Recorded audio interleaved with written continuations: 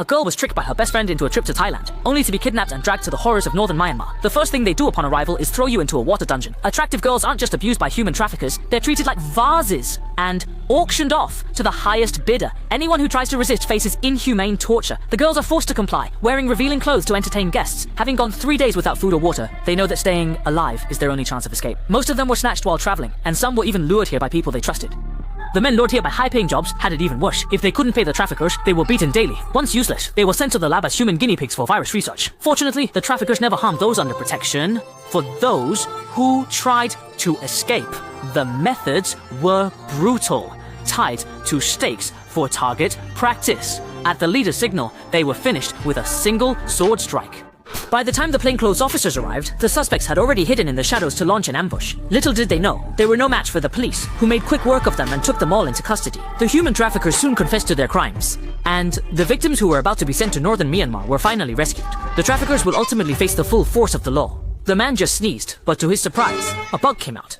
Then he felt something in his nose, and after digging around, he pulled out another one. This bizarre scene truly terrified him. It's said that bugs only target those who aren't protected. Remember to watch the video for protection. Even after all that, the man still felt uneasy. He looked into the mirror, and to his horror, saw bugs crawling on his face. He tried frantically to brush them off, but his body wouldn't obey him. In no time, the bugs started devouring him, and he collapsed to the ground. When he finally tried to open the door, he didn't even have the strength in his hands. He met his tragic end. Do you know how werewolves evolved?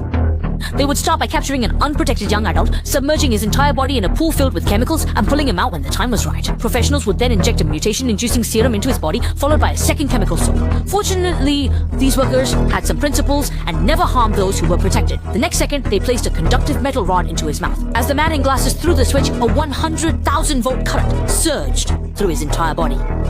At this moment, the young man's body began to convulse, and his consciousness started to fade. His fingers stretched out uncontrollably, and in his agony, he let out a feral, wolf-like roar. His feet had already burst through his leather shoes. The audience watching realized, isn't that a werewolf?